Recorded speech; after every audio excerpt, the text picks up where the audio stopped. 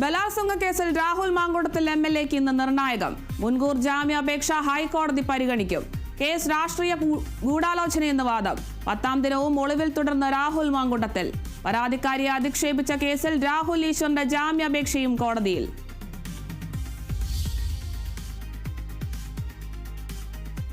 കൊല്ലം കൊട്ടിയത്ത് നിർമ്മാണത്തിലിരുന്ന ദേശീയപാത ഇടിഞ്ഞു താണതിൽ ജില്ലാ കളക്ടർ വിളിച്ച അടിയന്തര യോഗം ഇന്ന്. ദേശീയപാത അതോറിറ്റി അധികൃതരും ജനപ്രതിനിധികളും പങ്കെടുക്കും. ദേശീയപാത അതോറിറ്റിയിൽ നിന്ന് കളക്ടർ വിശദീകരണം തേടും. വിദഗ്ധ സംഘം ഉടൻ അപകട സ്ഥലം സന്ദർശിക്കും.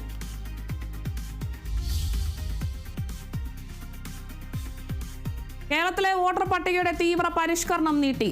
ഈ മാസം 18 വരെ എന്യൂമറേഷൻ ഫോമുകൾ സമർപ്പിക്കാം. കരട് വോട്ടർ പട്ടിക 23-ന്. അന്തിമ വോട്ടർ പട്ടിക ഫെബ്രുവരി 21-ന് പ്രസിദ്ധീകരിക്കും. തീരുമാനം കേരളത്തിന്റെ ആവശ്യം പരിഗണിച്ച്.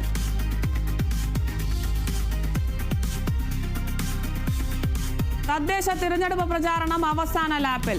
ആദ്യഘട്ട വോട്ടെടുപ്പിനുള്ള പരസ്യ പ്രചാരണം നാളെ അവസാനിക്കും. പ്രചാരണം ശക്തമാക്കി സ്ഥാനാർത്ഥികളും മുന്നണികളും. തിരുവനന്തപുരം മുതൽ എറണാകുളം വരെയുള്ള ജില്ലകളിൽ വോട്ടെടുപ്പ് 9-ന്.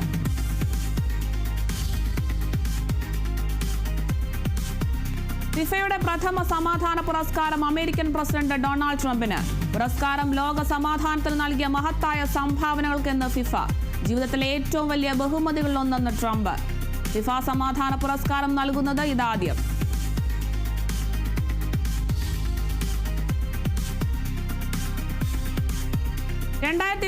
FIFA football ലോകകപ്പിനുള്ള മത്സരക്രമമായി. ചാമ്പ്യന്മാരായ Argentina group jail, Brazil group സിയിൽ. മത്സരങ്ങൾ ജൂൺ 11 മുതൽ 19 വരെ.